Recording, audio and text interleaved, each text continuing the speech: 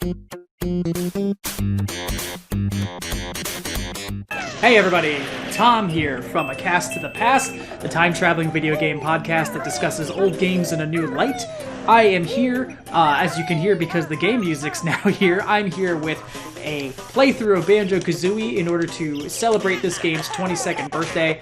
I tried to pull this off last week and I messed up greatly, but I'm here to take you through one of my favorite games of all time. This has a special spot, it's written into my gaming DNA, and I'm going to take you through it.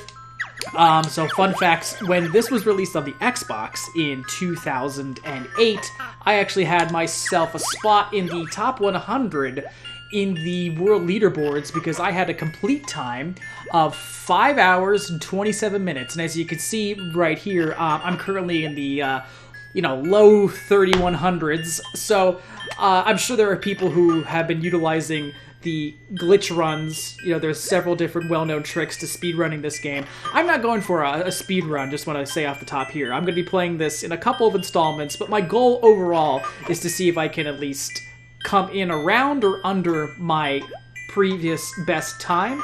And I haven't played this in a couple years, so presumably there'll be a little bit of ring rust. And I'm just really excited to see where it goes. So we're looking for 100% in under 5 hours and 27 minutes. So let's get going into this. Oops, I took you right back into leaderboards. Man, I'm not setting myself for a lot of success right there, am I? Alright, so we've got this file, which I started last week. Not going to use it, going to ignore it. Here's Banjo cooking up some grub. And here's Banjo playing a Game Boy, which is funny to watch happen on an Xbox. But yeah, we're going to take the Game Boy file, and we're going to jump right in. So, Banjo-Kazooie, 22 years as of the recording of this episode. Last Monday was its 22nd birthday. Developed by Rare, released on the Nintendo 64. And man, I don't know if you are someone younger who got into this game through Super Smash Bros. Ultimate, or finding it on the Xbox Live Arcade, or if you're someone, my age in your early 30s and this was a favorite of yours back in the N64. But I remember first learning about this game back through a VHS tape that was mailed to my house. And it was jaw-dropping. It was like, wow, Mario 64, but with more whimsy and color and just interesting characters, in my opinion.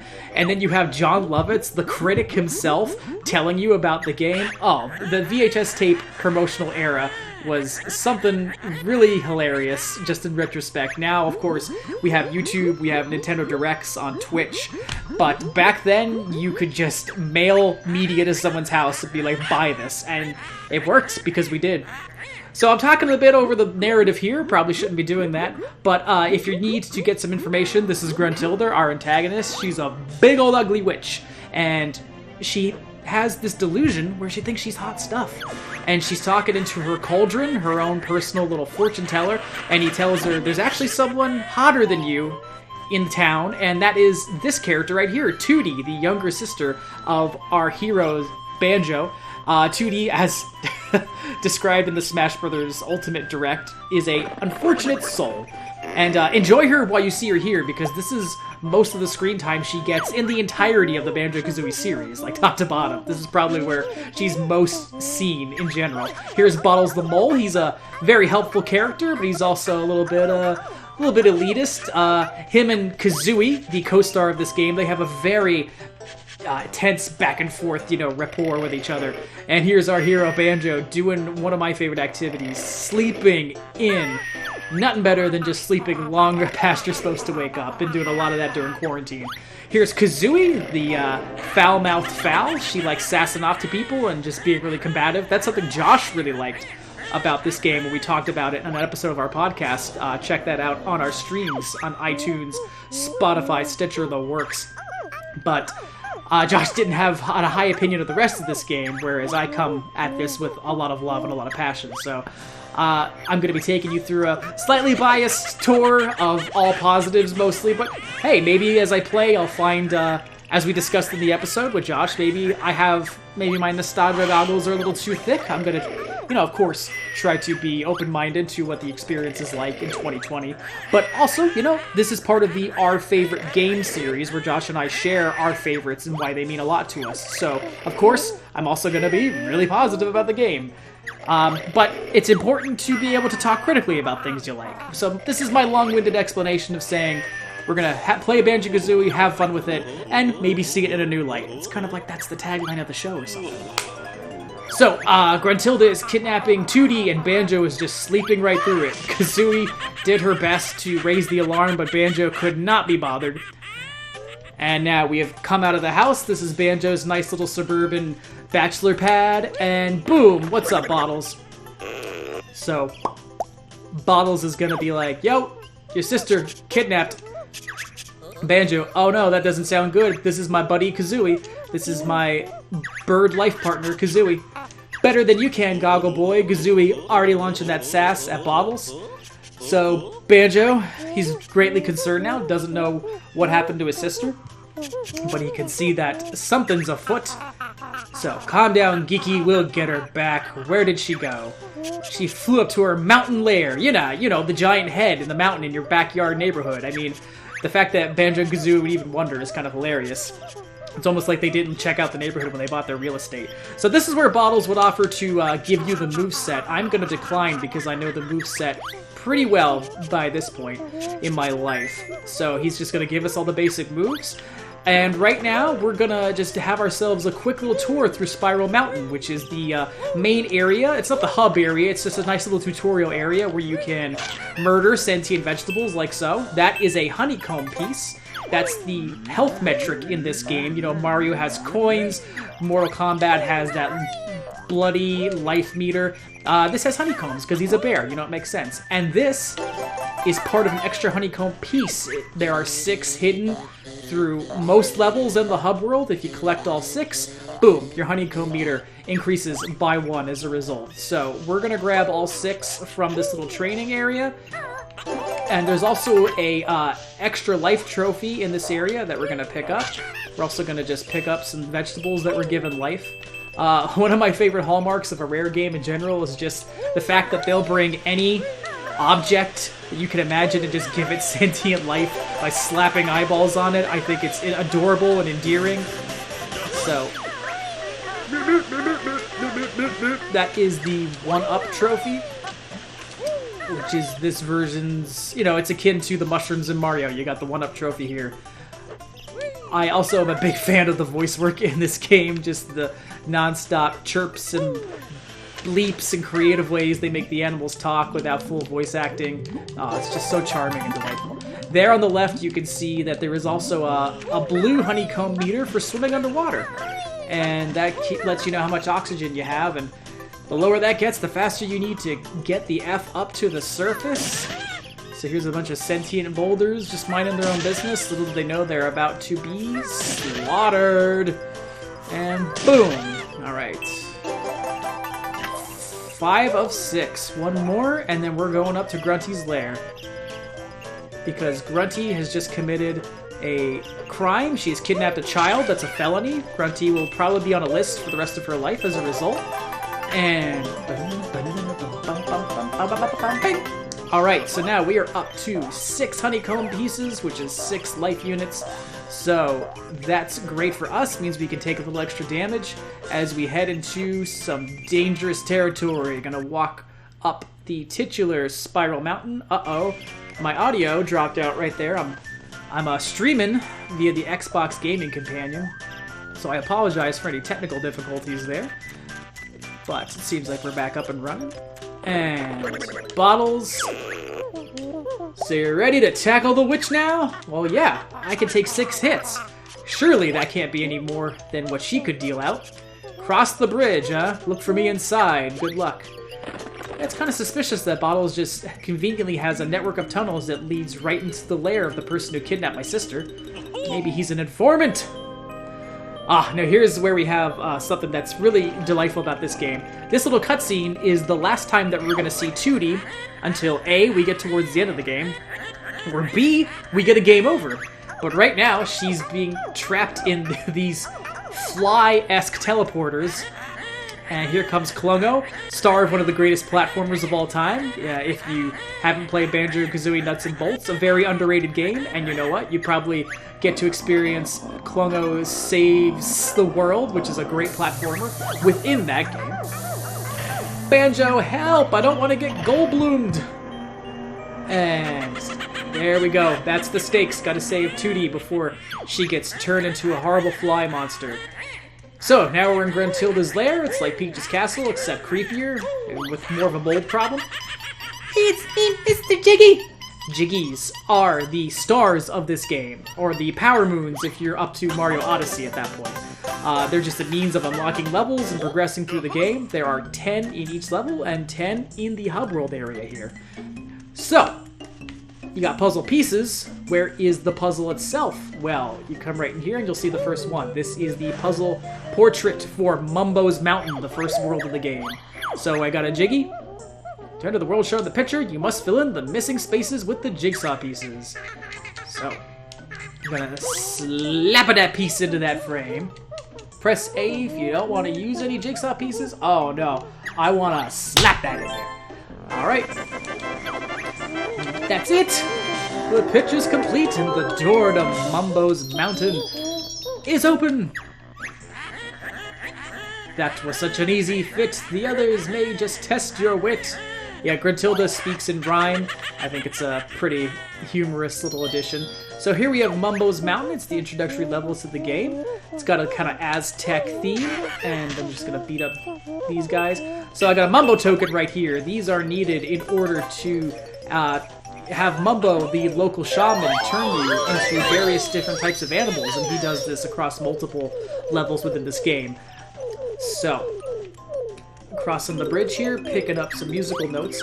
That little purple dude who just spoke to me, and his blue companion here, which I'm about to pick up, they are Jinjos. They are 5 little magical creatures that Gruntilda has imprisoned in the worlds of these games, and if you free them, it'll go a long way towards helping you on your quest. If you are familiar with Banjo from Super Smash Bros. Ultimate, you might recall that his ultimate move is the Jinjinator, so keep an eye out for that, because that'll show up in this game at some point. This bull is a problem. As long as you get out of his way, you're good. That's a honeycomb hive, which is filled with health. If I just murder that sentient honeycomb hive, I can have all the health I need. So, I'm going to first come up here to the left. That's a termite. But we'll get to the termites later. Oh man, I'm walking up here to this little Aztec structure. Gonna talk to Bottles. And I'm gonna have him teach me the Talon Trot. We'll let Kazooie tackle steep slopes with ease. And that's what I'm gonna do. That sounds useful. How does she do it? Hold the right trigger, then press the left trigger. So, yes, this is not only a means of getting up steep inclines, it's also gonna let me move through the levels a lot faster, because you just are much speedier as Kazooie, whereas Banjo is just a slow, bumbling bear. Gotta get that musical note, gotta get this Mumbo token, and just for completion's sake, boom, I'm gonna pick myself up a Jiggy. Thanks, little buddy. Alright. You're ready to leave this world, return to the start area, and stand on the exit pad. Well, one step at a time. First things first, we need to pick up another move in order to get through this level as efficiently as possible. So there's the termites in their giant termite mound. Not gonna mess with them just yet. I need to learn the ground pound in this game. Or what's it called? Oh yes, I call this the Beak Buster. Jump up into the air, then press the right or left trigger to send Kazooie slamming hard down to the floor. Kazooie, justifiably concerned about the concussion risk here, but Bottles just doesn't care because he doesn't like Kazooie. Yes, so we'll be back here in a moment. I just need to take care of something in the back corner of this world. In playing this game over and over throughout the years, I've kind of like nailed down my own little sequence of how to best traverse all the levels, how to make sure you get through it as quickly and efficiently as possible, so I'm going to be following that as best as I can. And I don't claim to be a professional speedrunner or a pro gamer or anything like that. I'm just, trying to play, an old instrument the best way I remember, if that makes any sense. So, just gonna scoop ourselves up some musical notes right here.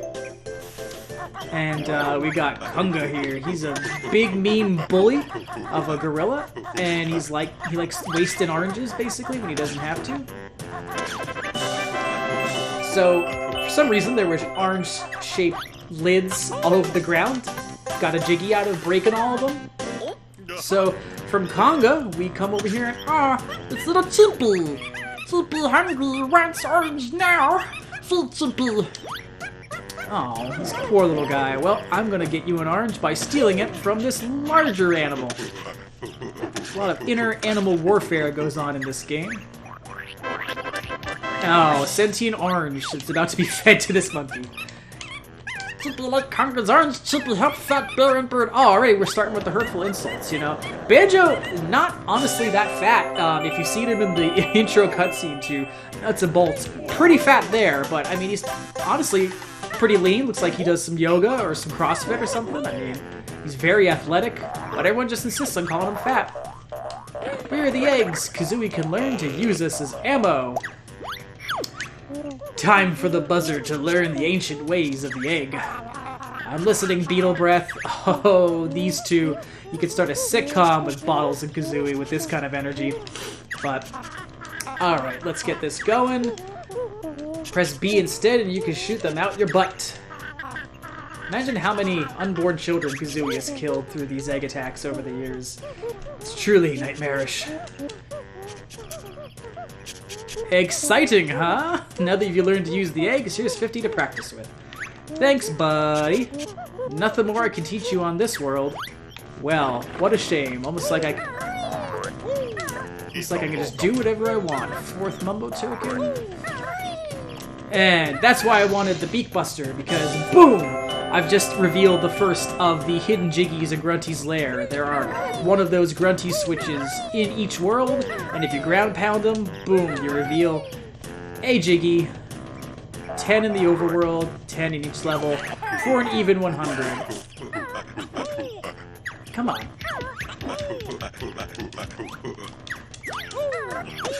Oh no! It's gonna set me back ever so slightly. Oh, that's gonna set me back even more. Oh!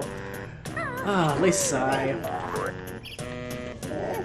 Come on, you're just supposed to throw the egg at me. We don't need to have, like, 40 minutes of character justification. Alright, whatever. Come on. Are we done now? There we go. Baby Conga, Mickey Prize, do bear. Yep, come on. Come on. Clock's ticking over here, Conga. Look how much time you're wasting. Alright, we gotta get back up the mountain. We got some houses to destroy. We got some ancient, civilized architecture to break down. So here is the termite mound. And these guys guard it very well. Something I really like about this game, I'm gonna shut up for a second, because if you listen, you'll notice when I come outside into the main area that the music all follows one motif, but it transitions from area to area. So listen here. And then as you come up here,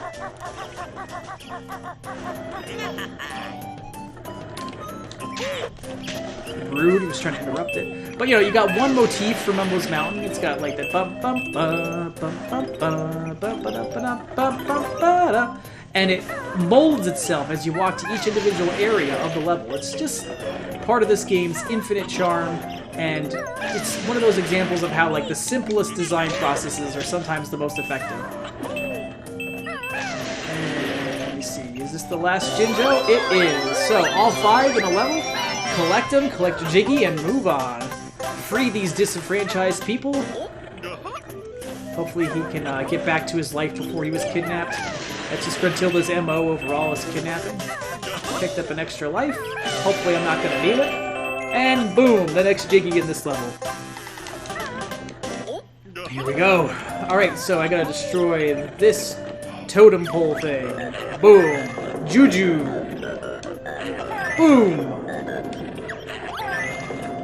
Oh, before I do that, gotta get the extra honeycomb piece that's hidden. Boom. Give me that jiggy. Ba-dum, ba-dum. 7 out of 10. And oh, what's this up here? It's almost like this is the first level or something, because there's 8 out of 10. Alright, gonna run in here now. And here's the main man, Mumbo, right now. He's a shaman. He has a previous kind of mentor relationship with Gruntilda, but she cursed him, and now his face is extremely ugly. No one knows what it is under that bone mask, but it is apparently so hideous that he had to just hide his face away from the world. Mumbo's one of those problematic sore spots of the game, and that he's kind of a stereotype of tribal, you know, darkest Africa kind of imagery. He speaks in broken English and just kind of plays into those stereotypes, but it's not intentionally malicious. It can just be a little awkward if you're familiar with that background, and I would totally understand if anybody had a problem with that. But Mumbo's a cool guy. He wants to get back at Gruntilda in his own ways because, you know, his face is all effed up. He doesn't like that. So he has turned me into a termite. As you can see, Mumbo in each level will turn you into a different type of creature that fits into the aesthetic of the world, and it allows you to go places or do things that you couldn't before. And in this case, the termite's extra grabby little legs, little appendages, help me ascend the termite mound. Oof, I just took another big tumble. This is what I get for jinxing myself. I shouldn't even have told you guys about my personal best time, because now every time I get closer to not living up to it. Give me that cool backpack, or yes. Alright, Flick from A Bug's Life, a Pixar movie that people should show more respect towards. I'm just kidding, they're not ants. I know that. Hopping my way up. Gotta get to the top. Not even gonna bother with the eggs, not interested. Super steep wall here, never would have got up that as Banjo-Kazooie, but I will pick up this extra trophy. Bring us up to 6 extra lives. And boom, the 9th Jiggy of Mumbo's Mountain. And now we're gonna make it a clean 10 because I can easily climb on the walls of this area now as a termite, and boom!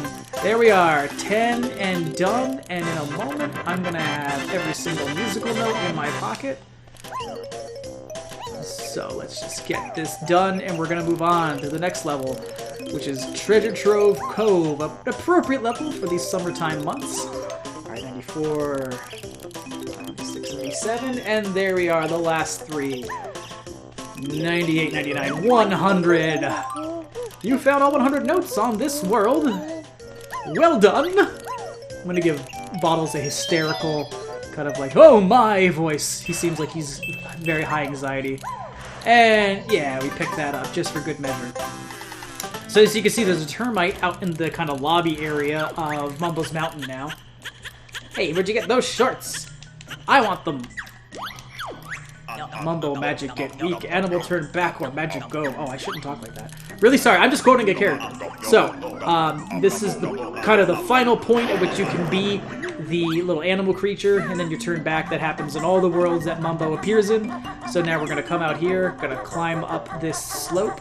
And as you saw back there, a termite got out into the main lobby area. So what that signifies is just that now that you've opened the world, the baddies can escape out into the lair.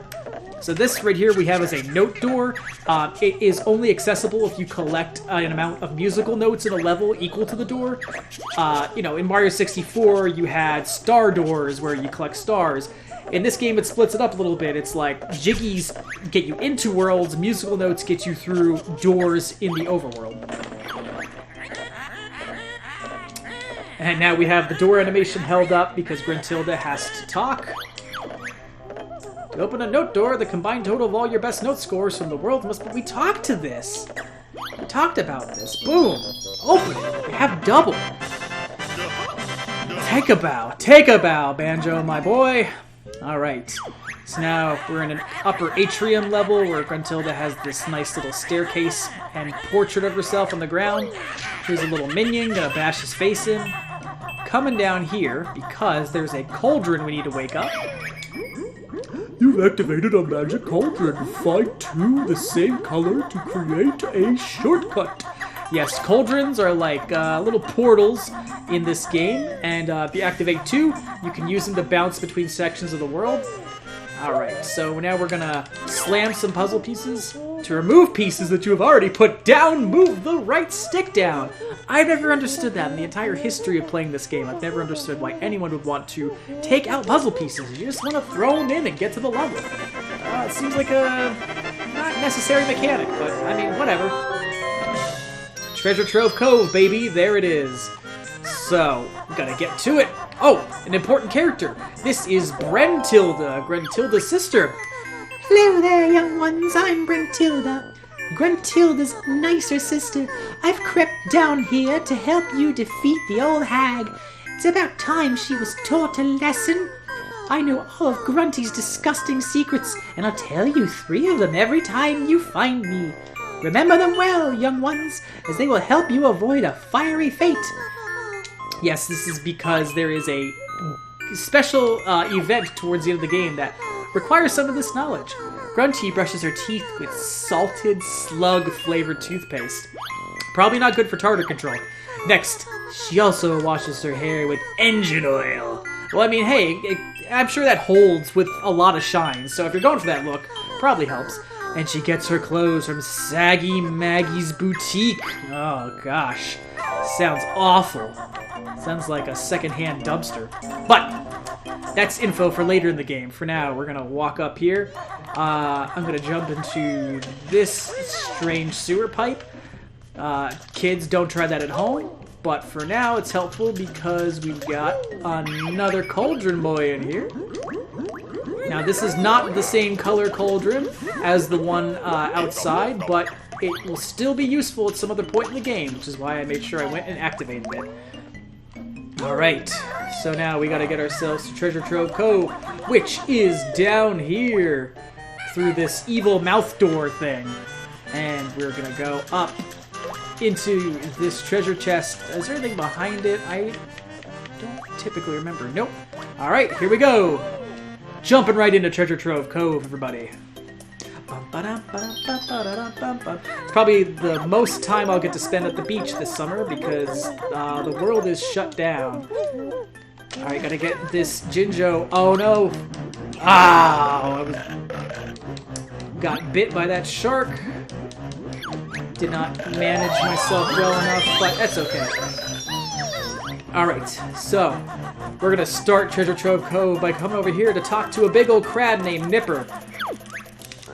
Here, this Nipper's beach. You find nothing without Nipper's help.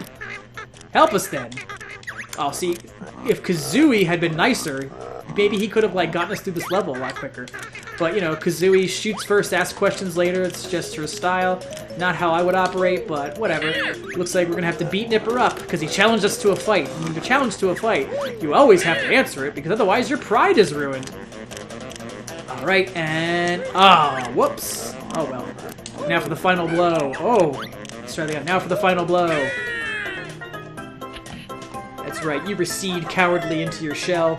We're gonna go inside here, and we're gonna scoop ourselves up some musical notes. And quite humorously, in my opinion, we come in here, and despite the fact that Nipper just retreated into here, he's nowhere to be seen. Uh-oh, am I gonna die? Ah, I'm gonna die. Well, that's a bummer. What's wrong, Banjo? Is it too tough? Let me know when you've had enough.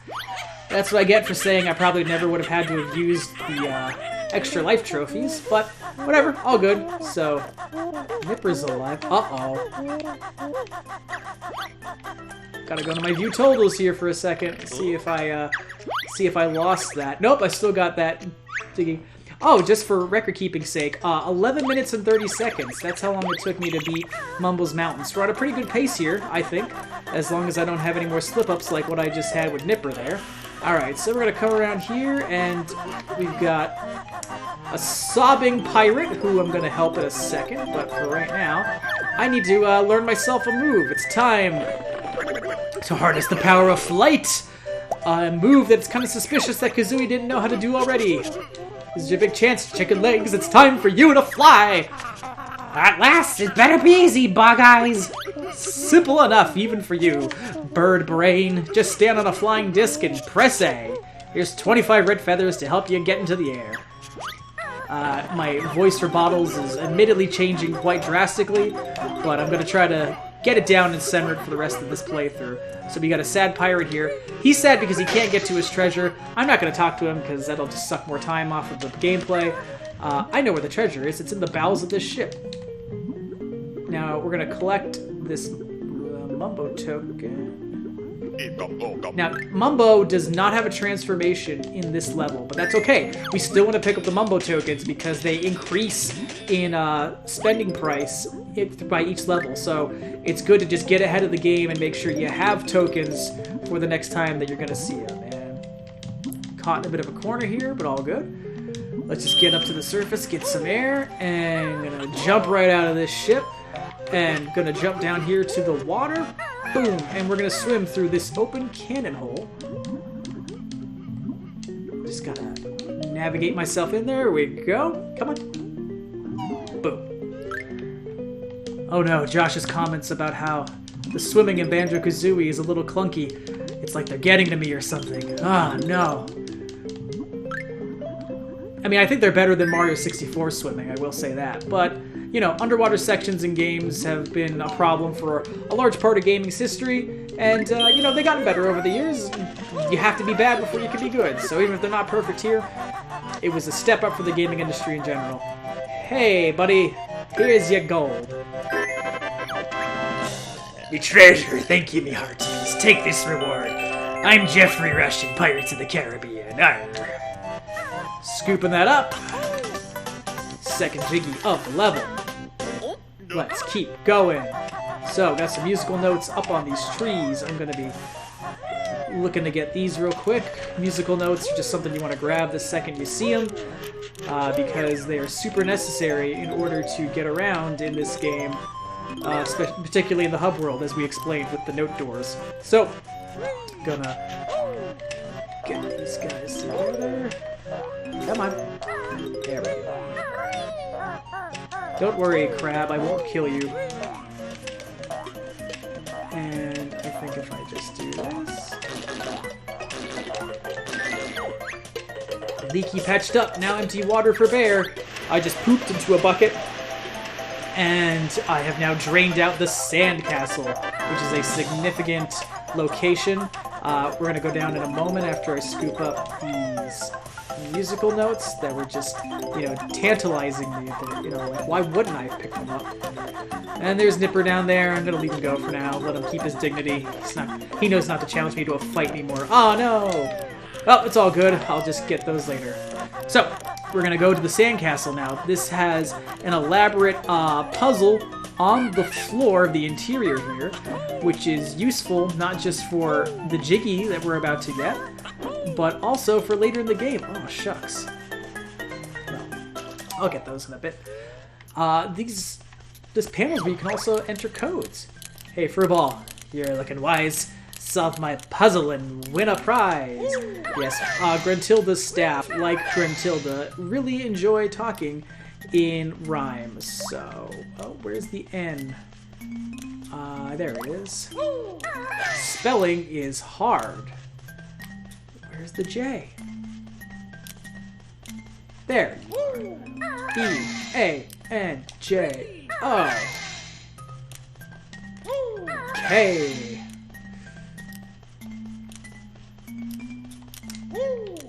A. Give me a Z. Z. Give me an O. Give me another O. Give me an I. And gimme dat E. Oh no. The crab turned out to be evil. Oh no, the super threatening crab was evil all along. Rest in peace, buddy. At least you tried. So, picked up this puzzle piece, and now we're gonna dash out of here, collecting some musical notes for ourselves on the way out in these very shallow pools of water. Don't see why they couldn't have just been slightly filled, but alright, whatever. I didn't design the levels. Alright, I gotta get up here. Gotta get me these musical notes. Oh, you're killing me, Smalls. Alright, I'll take the long way to get those in a moment. Hang on. It's my fault for not... This is what happens when you break sequence, kids. Don't break sequences. Do them the way you remember doing them every time. Because you make one mistake and you'll have to deal with the crap forever. Alright, Bottles, teach us about the spring jump pad. You'll reach new heights with my shock jump spring! Does Kazooie do it? My legs are tired. Yes, these allow you to propel yourself up into the air much higher than you normally could jump. It's probably something I should have just saved for the castle here. Boom, boom, 3, 4, 5. There we go. Alright, so this next section, we've got to utilize our newfound ability to make some great leaps across those very tall platforms. Shouldn't be too difficult. First, let's get ourselves a Mumbo token. Alright, here we go. So,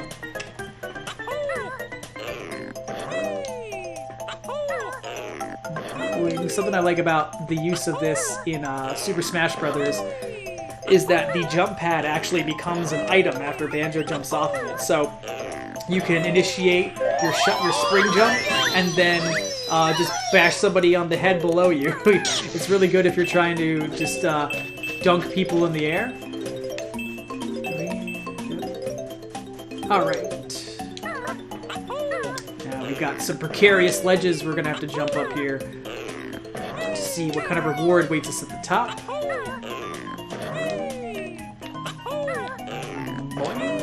And what reward is that? Why, it's another Jiggy! Ba-dum-ba-dum-bum. Alright. So, we're getting through this bit by bit.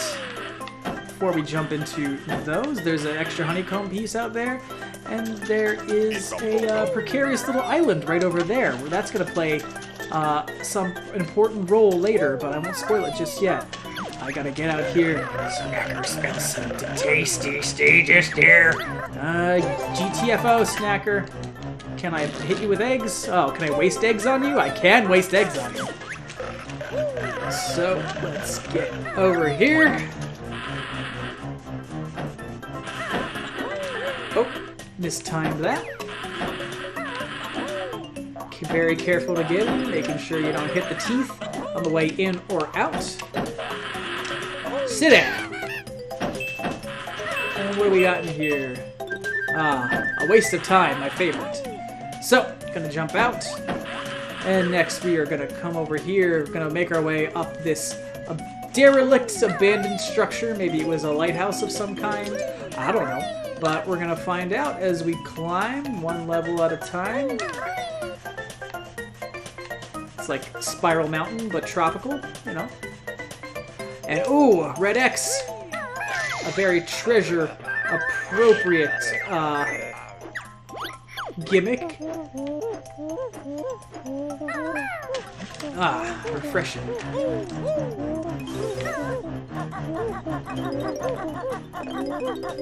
And of course, you gotta follow every path you're given, or else what are you doing? So, we'll come back to that X marks the spot treasure hunt later. For now, we gotta see what's hiding back here, what kind of goodies we can get ourselves. And we have a Jiggy, baby! Alright, halfway through this level. Gonna run back over here. And we'll get that little egg that we forgot. You know, never hurts to have a little bit more ammo in the box. On the box, some more feathers for our flying efforts. Alright, so that arrow told us to go in this general compass direction. So we're gonna go for it. We're gonna see what kind of booty we can get out of this. And I can't let this go unnoticed. because we got 2 Mumbo tokens in here. Very useful for when we encounter Mumbo again in Bubble Gloop's Swamp, which will be another 2 levels from now. Now, you don't want to get near this guy, because this is a literal sentient landmine, or sea mine, because he's not on land, he's on the sea. On the high seas. Picking up a Jiggy. Going out here, we're going to set a Jinjo free. Oh! Good golly. Really did it this time, Tom. Now, don't worry, I'll survive the shark, but I am going to have to stop goofing around. Coffee and mint salt, be right over. Snacker is such a classy shark. Alright, this might eat into my time a little bit. That's gonna eat into my time. I'm trying to be all fancy with my recovery methods, and I'm just wasting more time. So I said I'm not a professional speedrunner, I would just embarrass myself. Even more than I'm probably embarrassing myself right now. And we're gonna get this one-up trophy, just to make up for that life we lost to Nipper. I don't think there was anything up there, but you always want to check. Nope, don't need those eggs. I do need these notes. You need all 100 in every level. So we're going to pick these up. And let's see. Got a Mumbo token. I'm actually, I'm all preaching about collecting all your Mumbo tokens, taking your vitamins and getting all your Mumbos. I'm actually just going to let that one go for right now because I want to, get back on track. So that's the next step in the treasure puzzle. Wants us to go kind of in the... If we arguably entered this level from the southern entrance, that's the direction it wants us to get to. And what's in here? What do you got? Oh, is that eggs? Yes, I already had my daily dose of eggs. I appreciate it, but I'm going to pass. I'm going to follow these notes to the next spot of treasure on the island here. Yes!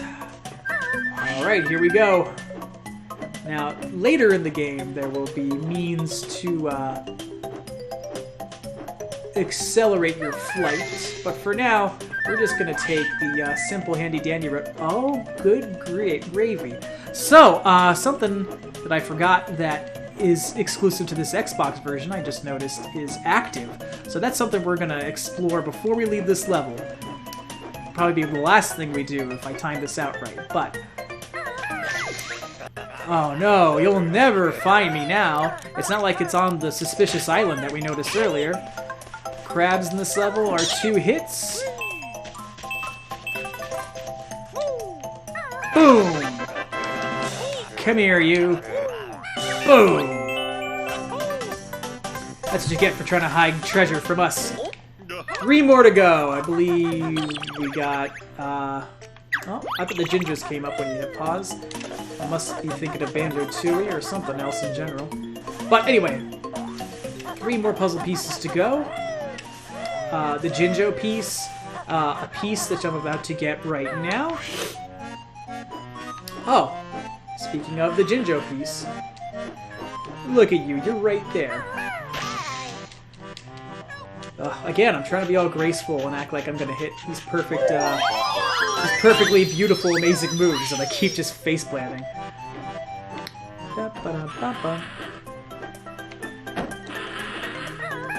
Oh! I warned you about the teeth. I said out loud to watch out for the teeth. Couldn't follow my own rules. 2 more to go. That golden treasure was for me. Now harder still the game will be. I think it actually would be endlessly amusing if the difficulty of the game did just by default increase if you got that specific Jiggy. Like, if you could go through the whole game and it wouldn't be too much of a challenge as long as you never picked that one up. But, oh, that was my fault for getting all animated with my thumbs. Alright. My natural showmanship is costing me here, ladies and gentlemen. And by ladies and gentlemen, I don't even know if anyone's watching this stream, but whatever. That's not what it's about. It's about playing the heck out of the game and enjoying it for what it is. 92. So we're almost done with Jiggies, and we're almost done with musical notes. So this is the top, the highest part of the island. and it is a precarious drop from here, so we want to make sure that we don't screw up trying to showboat and grandstand. But I'm going to get this Jinjo. Oh boy, I unlocked a gamer picture. Hooray! You've been awarded a gamer pick. Lucky you. Oh, thanks, Bottles. I appreciate that envy. Well, the last Jiggy, where could it be? It's right up here. It's at the tip top of this precarious little peak. And I think the last of our musical notes are going to accompany said Jiggy. And if they don't, then I kind of don't remember where they went. Let's not worry about that right now. Let's worry about the Gruntilda switch. Boom. So let's see. Right out of the cannon. And that is the next Hub World Jiggy that we're going to pick up. So we're going to walk in here, pick up a Mumbo token. 1, 2, 3, 4, 5, and Dunzo. Alright.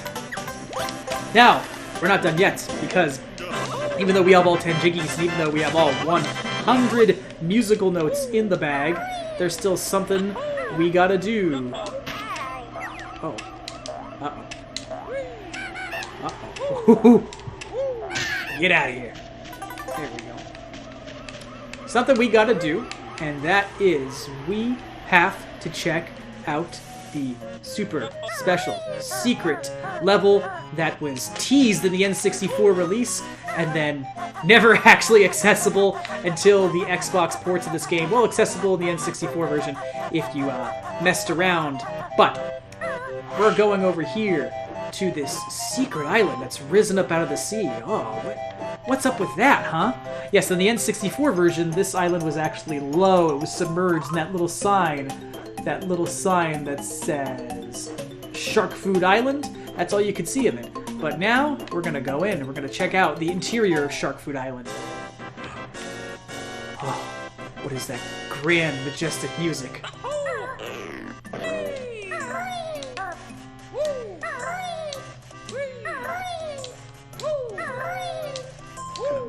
Up here, notch by notch, in this grand pillar in the middle of Shark Food Island. That.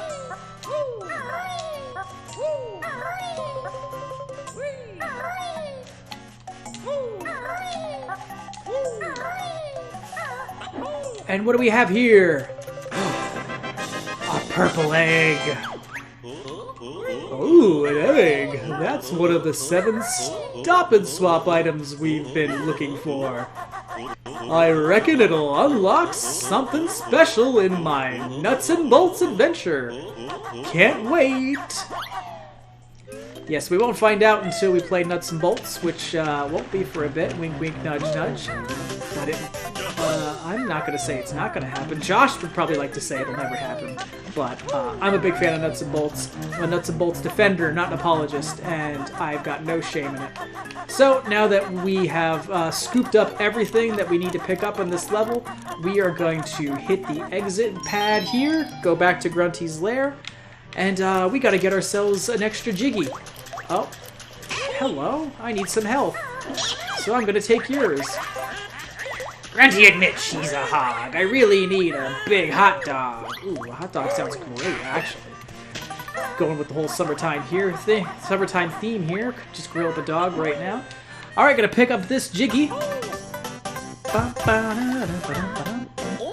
right, up to 3 in the lair. So let's check out our totals.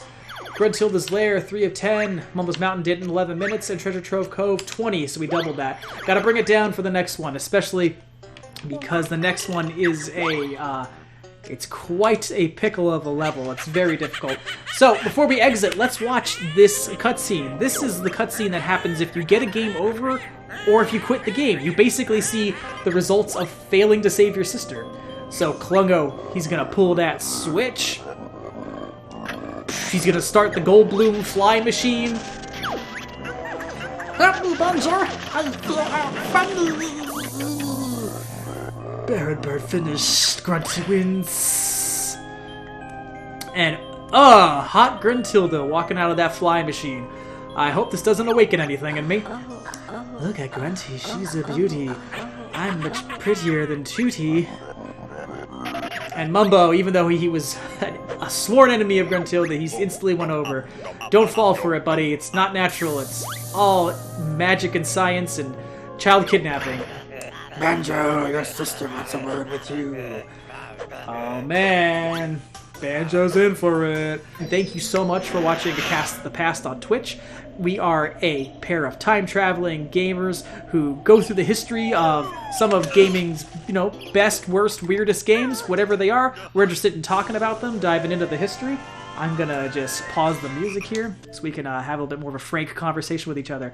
No, but basically check us out on iTunes, Spotify, Stitcher. We're on Twitter. You can see our handle here at the bottom of the screen. We have Let's Play series, we have retro game reviews, and of course we have our podcast. Every episode is a deep dive history lesson into some of the best games ever made. So check those out, and thanks for watching. We'll see you in the future. Well, that's it for A Cast of the Past Plays. Make sure to follow us on all podcast streaming services, as well as staying up to date with us on Facebook, Twitter, and Instagram. And stay tuned for upcoming episodes of A Cast of the Past Plays on YouTube. Until next time, we'll see you in the future.